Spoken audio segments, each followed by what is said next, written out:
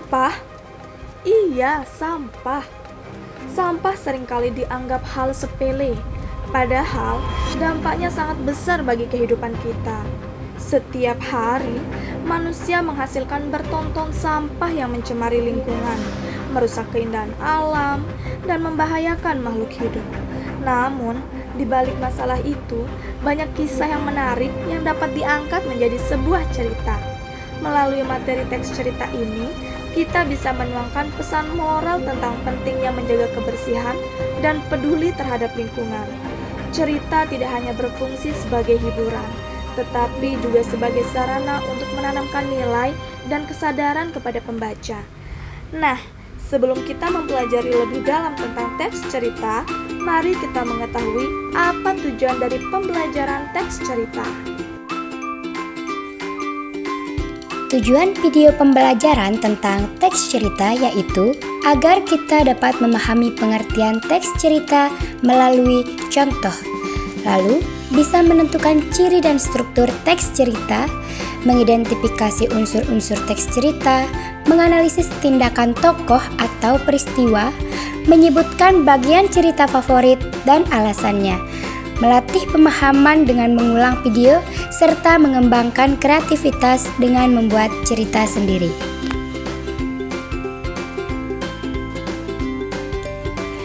Ayo belajar bersama. Apa itu teks cerita?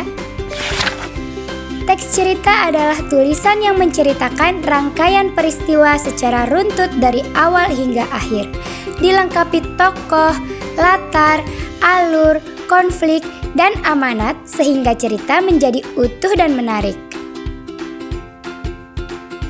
Mari kenali ciri-ciri teks cerita.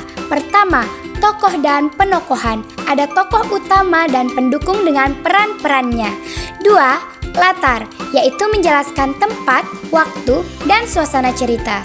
3. Alur adalah rangkaian peristiwa dari awal hingga akhir. 4. Konflik. Konflik adalah masalah yang dihadapi oleh tokoh. 5. Amanat. Amanat adalah pesan atau nilai moral dalam cerita.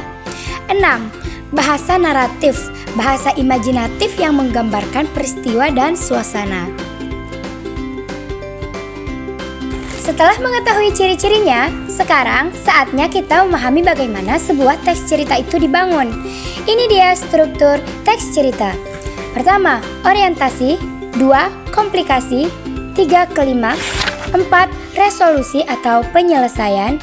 5. Koda atau penutup. Bagian ini adalah bagian yang opsional. Sekarang, mari kita pelajari bagaimana bahasa digunakan dalam sebuah teks cerita. Kaidah kebahasaan teks cerita. Pertama, menggunakan kata kerja aksi atau verba aksi. 2. Menggunakan kata kerja mental atau verba mental. 3. Menggunakan kata sambung waktu. 4. Menggunakan kalimat langsung dan tidak langsung. 5. Menggunakan kata sifat. Dan terakhir, menggunakan bahasa naratif dan deskriptif. Nah, setelah memahami kaidah kebahasaannya, sekarang kita masuk ke bagian yang membentuk isi sebuah cerita, yaitu unsur intrinsik teks cerita. 1. Tokoh dan penokohan. 2. Latar. 3. Alur. 4. Tema. 5. Amanat. 6. Konflik. Dan yang terakhir, sudut pandang.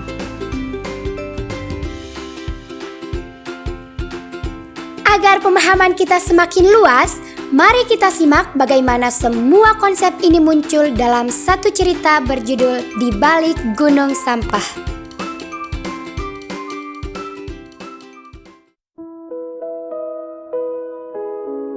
Di pinggiran kota yang ramai dan bising, berdiri sebuah perkampungan kumuh yang menempel di tepi tempat pembuangan akhir. Di sanalah seorang anak bernama Rizky tinggal bersama ibunya di rumah reot dari papan dan seng bekas. Setiap hari mereka hidup berdampingan dengan bau menyengat yang berasal dari pembuangan akhir. Suara lalat yang berdengung dan asap pembakaran yang membuat mata perih. Bagi banyak orang, tempat itu adalah neraka dunia. Tapi bagi Rizky, itu adalah rumah satu-satunya tempat di mana ia bisa bermimpi. Setiap pagi, ia menyusuri tumpukan sampah dengan karung di punggung dan tongkat di tangan, mencari botol plastik, kaleng, dan logam bekas. Namun, di balik kotoran dan debu, hatinya bersih. Ia sering membayangkan bagaimana kalau semua sampah ini bisa berubah jadi sesuatu yang berguna. Ia ingin suatu hari bisa mengubah tempat itu menjadi taman hijau, bukan lautan plastik. Namun, masyarakat sekitar tak pernah melihat mimpinya. Mereka hanya melihat tubuhnya yang berdebu, bajunya yang kotor, dan tangannya yang bau sampah. "Jangan dekat-dekat sama Rizky," kata seorang anak sekolah ketika Rizky lewat membawa karung di punggung. "Dia bau, tangannya kotor," sambung yang lain sambil menutup hidung. Ironisnya, anak-anak itu adalah anak dari orang yang setiap pagi membuang kantong sampah rumah tangganya sembarangan di pinggir jalan, menambah tinggi tumpukan yang selama ini dikelola oleh tangan-tangan kecil seperti Rizky. Suatu ketika, Rizky duduk di tepi jalan, memungut botol plastik di depan rumah mewah milik salah satu warga. Seorang ibu keluar dan berteriak, "Hei, pergi sana, jangan kotori depan rumah saya." Padahal tak jauh dari sana, suaminya baru saja membuang karung berisi sisa makanan dan plastik ke sungai di belakang rumah. Rizky hanya menunduk. Ia tak membalas, meski hatinya perih. Ia sadar, di dunia ini, orang yang paling kotor bukan selalu yang berbau sampah, tapi orang yang hatinya kotor terkadang justru mereka yang membuang sampah tanpa rasa bersalah. Malam hari, setelah seharian bekerja, Rizky menemukan buku lusuh di antara tumpukan kertas bekas. Sampulnya sobek, tapi masih bisa terbaca. Buku itu berjudul "Lingkungan Bersih, Hidup Sehat". Dari situlah ia belajar tentang daur ulang dan bermanfaatan sampah. Ia mulai bereksperimen membuat pot bunga dari botol bekas dan pupuk dari sisa makanan busuk. Awalnya, orang-orang menertawakannya. Anak sampah mau jadi ilmuwan, cemooh mereka. Namun, Rizky tak menyerah. Ia terus mencoba hingga suatu hari tanaman kecil tumbuh di pot plastik buatannya. Lalu, satu demi satu, bunga bermekaran di atas tanah yang dulu penuh plastik hitam. Kabar itu akhirnya terdengar oleh seorang mahasiswa yang sedang melakukan penelitian lingkungan. Ia kagum melihat kerja keras Rizky. Lalu, ia membantu memperkenalkannya ke program pelatihan daur ulang di kota. Perlahan, Rizky mulai dikenal sebagai anak yang mengubah sampah menjadi kehidupan. Bertahun-tahun kemudian, kawasan yang dulu dijauhi itu berubah menjadi pusat daur ulang kecil yang dikelola oleh warga. Mereka yang dulu mencemooh, kini belajar darinya. Anak-anak yang dulu menutup hidung, kini berlari di taman yang tumbuh dari hasil kerja tangan mungil Rizky.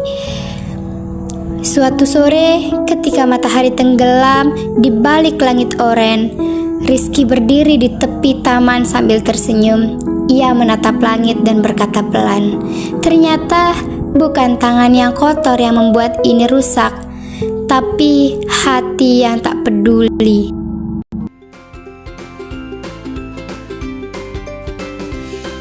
Setelah mendengar cerita di balik gunung sampah, mari kita mengasah otak dengan menjawab soal yang sudah disediakan.